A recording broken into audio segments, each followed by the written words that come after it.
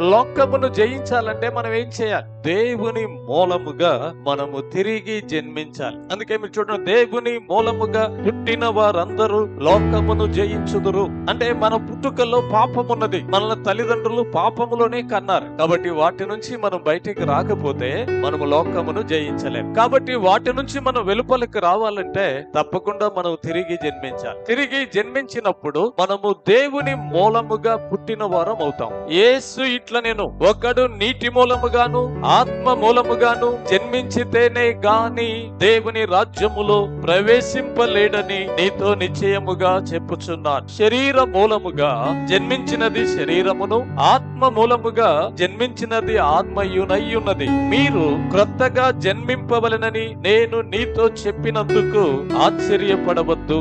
గాలి తనకిష్టమైన చోటను విసరును, నీవు దాని శబ్దము విందువే గాని అది ఎక్కడ నుండి వచ్చునో ఎక్కడికి పోవునో నీకు తెలియదు. ఆత్మ మూలముగా జన్మించిన ప్రతి వాడును అలాగే యుండున నేను.